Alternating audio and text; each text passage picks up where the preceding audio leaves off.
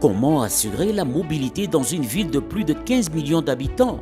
La question vaut son pesant d'or, d'autant plus que Kinshasa, en 1960, n'est compté que 500 000 habitants. Une croissance exponentielle qui déjoue tous les pronostics des spécialistes en la matière. Malgré cette explosion démographique, les infrastructures n'ont malheureusement pas suivi. Tenez, le réseau de drainage à Kinshasa n'est que de 420 km, alors que les besoins exprimés aujourd'hui s'évaluent à 2000 km. Le réseau linéaire de voirie en termes de besoins s'articule autour de 3360 km. Kinshasa ne dispose que de 490 km, soit 12% des réseaux revêtus. Si le réseau ferroviaire est plus ou moins abandonné, le réseau fluvial est quant à lui non pratiqué. Face à ces déficits qui occasionnent des bouchons monstres à Kinshasa, les ministères des infrastructures préconisent. La première des choses pour nous commence d'abord par l'élaboration des plans d'études.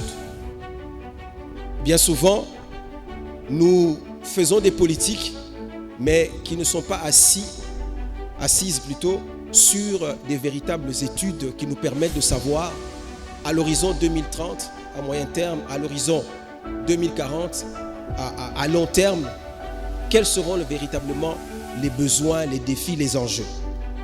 Et là, il y a un début de solution qui a été apporté, c'est le plan directeur de transport urbain de la ville de Kinshasa, le PDTK, qui a été financé.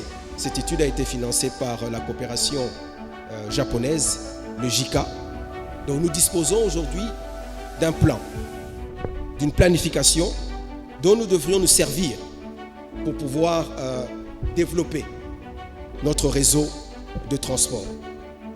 Mais là, par exemple, nous nous rendons compte déjà que dans sa mise en œuvre, nous avons d'abord un problème de coût, parce qu'aujourd'hui, les évaluations, si mes chiffres sont bons, sont de plus de 4 milliards de dollars, mais aussi la mise en œuvre rencontre elle-même déjà des entraves, parce que nous ne la respectons pas, nous ne la mettons pas en œuvre comme il se doit. Je voudrais par exemple citer un élément que nous connaissons tous aujourd'hui, les sauts de moutons. Les sauts de moutons qui ont été construits, bien que ce soit des solutions peut-être à court terme, mais ces sauts de moutons entravent d'une certaine façon le PDTK parce qu'ils sont construits sur des lignes ou sur des tracés sur lesquels était prévu autre chose. Et donc, tout cela démontre déjà qu'il y a un problème en termes de mise en œuvre, en termes de politique.